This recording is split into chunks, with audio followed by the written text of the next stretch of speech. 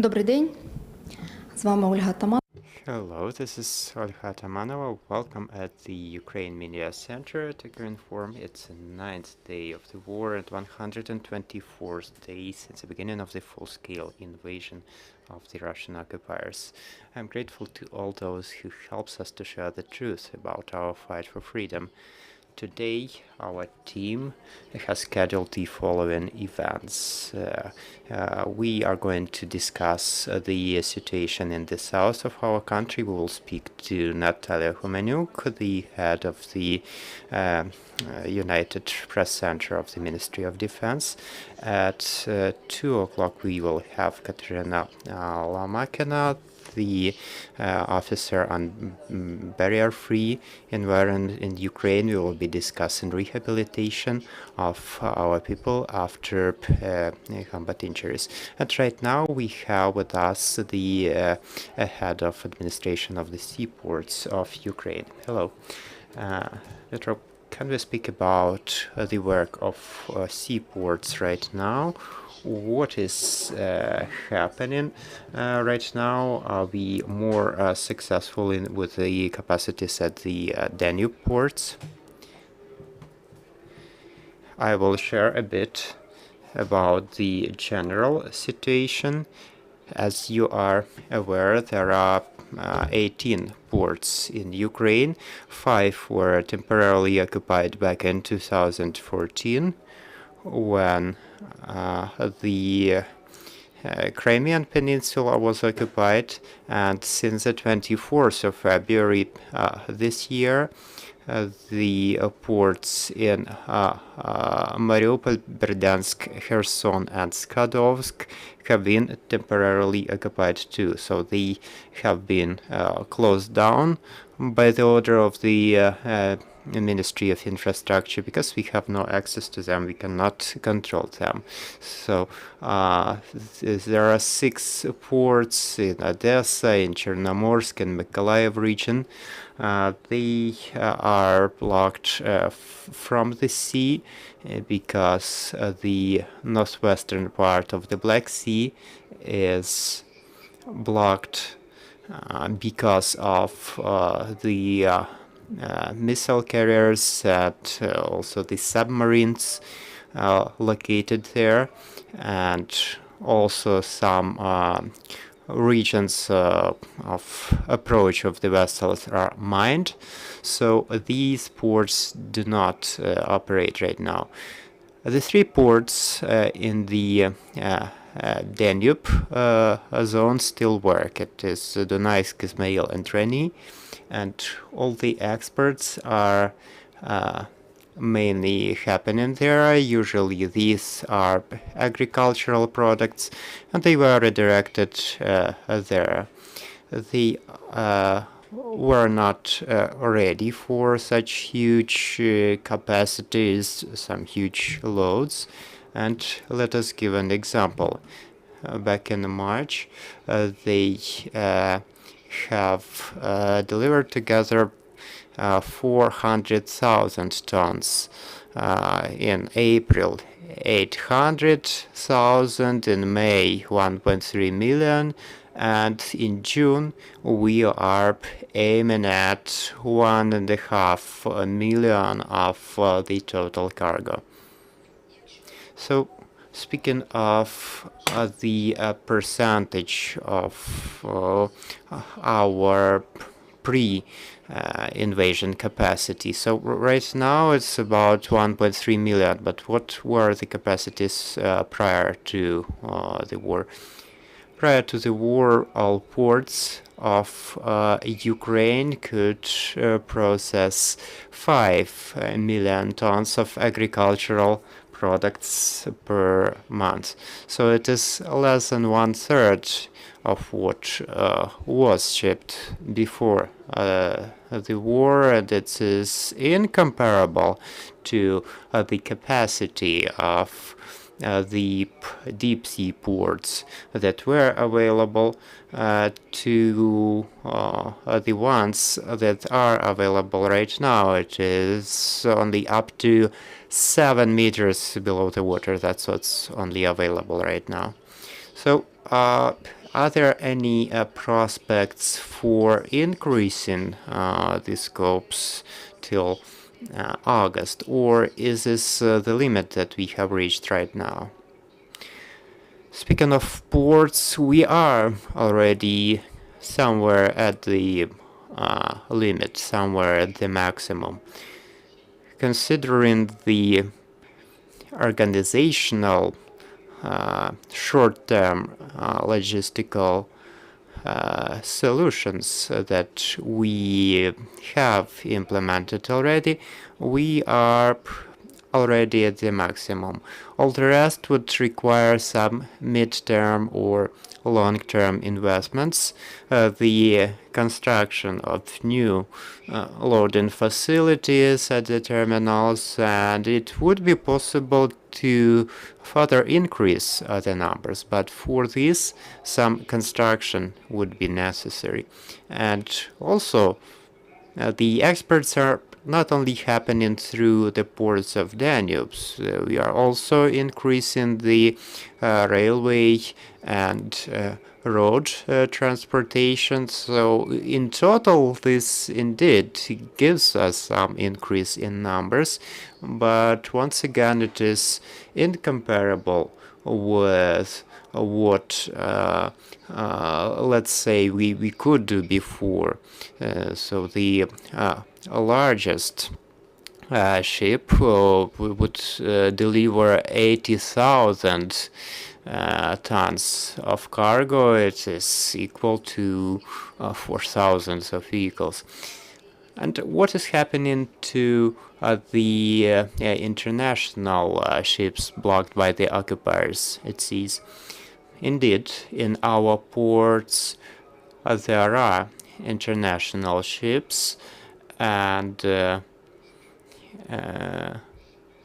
are about 70 of them. Some of them still house the seamen, and those who were not able to evacuate in the beginning, and also sometimes the Ukrainian crew members as well. So the ships cannot be left without control. They need to be maintained to avoid the environmental challenges, to adjust it to weather conditions, etc. So everything needs to be kept under control. So some of those ships are partially loaded, some of them have not been loaded yet. So indeed they are blocked. Indeed they cannot leave the ports under the current conditions. So we have heard information from open sources that it was possible to liberate one of such international ships in Mariupol. Yes, just as you're saying, I indeed saw this information in some Telegram channel and on the internet, but we do not have the connection, we cannot control those ports. It was tracked in the marine traffic system. I indeed saw this, but I am not ready to comment on this yet. Your questions, dear colleagues? Ukrinform, Marina Kožihar. Can you please share about the situation? As of mid-June, there are long lines in the Danube ports waiting near the Romanian canal, and is the situation deteriorating, or is it the same as before? One more question is about Reni and Ismail, the ports that are heavily overloaded right now. Is there any vision for improving the situation? Is there any algorithm developed to do this? And also, can you share, please, about the situation in the human resources at the ports that are not available right now? Are they working at least partially? Thank you. So, indeed, when the scopes started to increase in the ports, when the load started to increase, this entailed long lines. And I gave you just one example, that the big ship can only be substituted by 4,000 trucks. And Ukraine has made a big leap forward.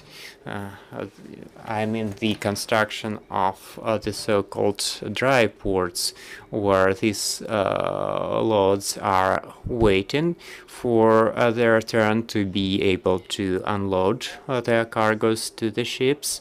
So in this case, it is possible to track the line on the cell phone, but in any case, it is impossible to somehow get rid of those thousands of trucks.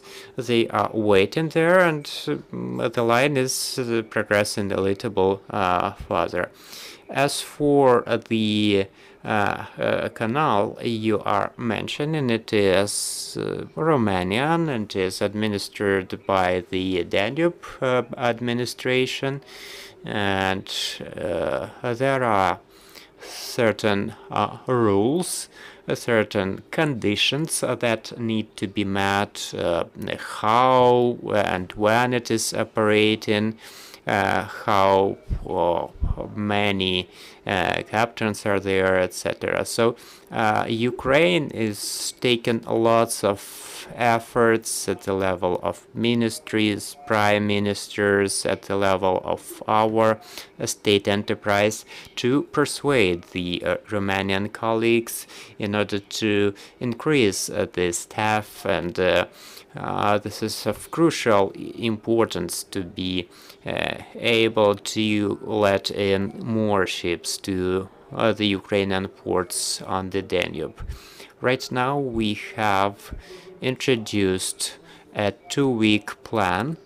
We are sending all the relevant information to the administration of Lower Danube, detailing the kind of vessel, the destination port, and specifying that the cargo is ready and waiting for the ship. So when all these things come together, the ship is let in without any delay.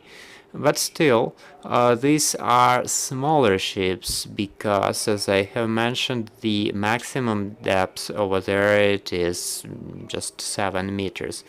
Also, there are inner waterways, transportation on the rivers, and again, these vessels are traveling to Ismail, Reni, and the port of Constanța. So this is also a big number of vessels that are being pulled that way to Constanța, where they are subsequently reloaded to the sea vessel.